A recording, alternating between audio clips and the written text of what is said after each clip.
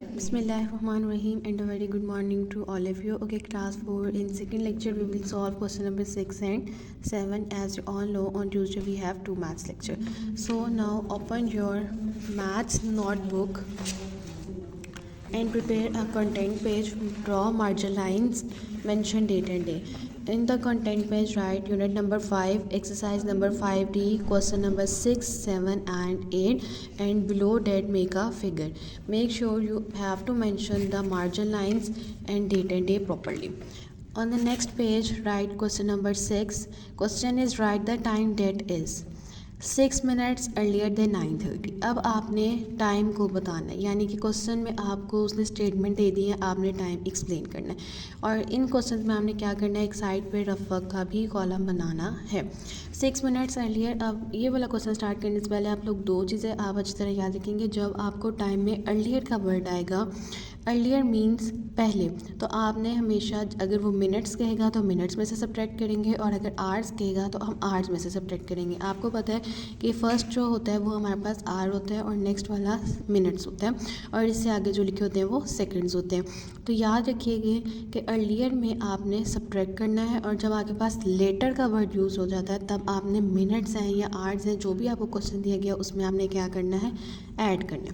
अब first question देखते हैं वो क्या कह रहा है. 6 मिनट्स अर्लियर देन 9:30. क्या कह रहा है कि आपने मिनट्स अर्लियर मीन्स कि आपने उसे क्या करना है, सब्ट्रैक्ट करना है. अब 9:30 है और आपने क्या करना है, सब्ट्रैक्ट किसको करना है, 6 मिनट्स को. तो आर्ट्स तो हमने कोई भी सब्ट्रैक्ट नहीं करनी, उसको ज़ीरो लिख दिया, और 6 मिनट्स हमने क्या कर देना है, सिंपली सब्ट्रैक्ट कर देना है. तो 6 मिनट्स हम लोग किस तरह से लिखेंगे, 0.06. अब रफ वर्क का कॉलम हमने इसीलिए बनाया है ताकि हम लोग क्या कर सकें, इधर रफ वर्क कर सकें और हम अपना टाइम जो है वो एग्जैक्ट कैलकुलेट कर सकें. अगर आपको डायरेक्ट जो है वो टाइम बहुत अच्छे तरीके से पढ़ना आता है, लिखना आता है, तो आप लोग बगैर रफ वर्क के भी काउंट करके पीछे से टाइम लिख सकते हो. तो अब यहाँ पर आपको पता है कि यहाँ 0-6 नहीं हो सकता, यहाँ से हमने कैरी लिया. यहाँ क्या हो गया जी, 10. 10 - 6 4, 2 - 0 2, और यहाँ पर हमारे पास टाइम क्या आ जाएगा, 9. तो यहाँ पे हमारे पास 6 minutes earlier than 9:30, then the time will be 9:24.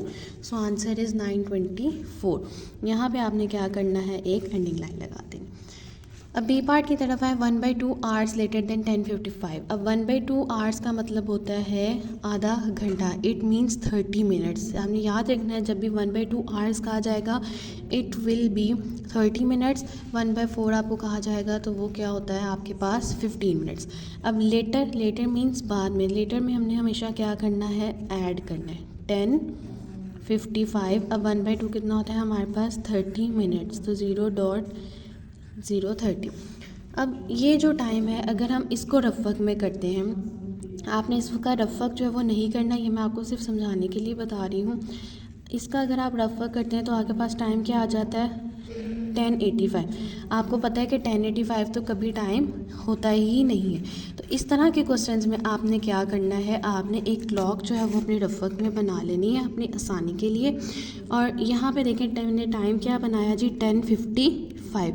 आपको पता है बिगर जो हैंड होता है वो मिनट्स हैंड होता है और स्मॉलर आवर हैंड होता है. यहाँ पे जो टाइम है 10:55 है. हमने 30 मिनट्स बाद का टाइम नोट करना है.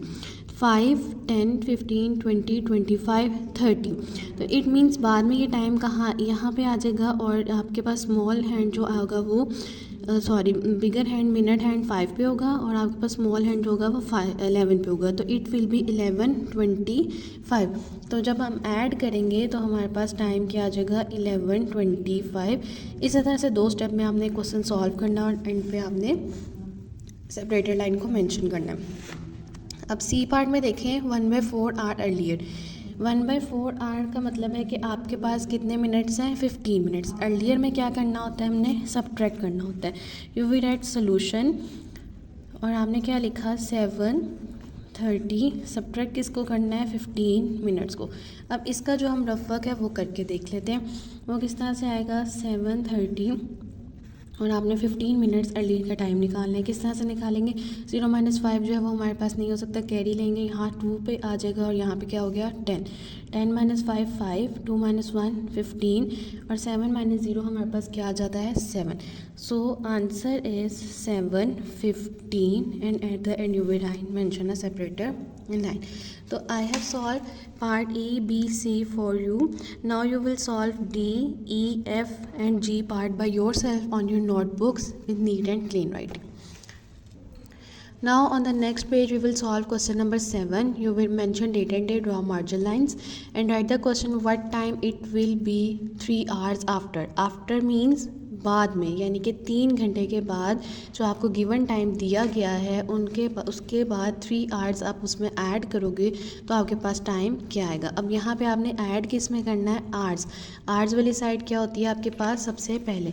तो अगर आप 6:15 में आपने क्या करना है आवर्स क्या है 6, इसमें आपने क्या ऐड कर दिए 6 आवर्स में आपने टोटल 3 आवर्स ऐड करने हैं तो 6 + 3 आपके पास क्या हो जाता है 9.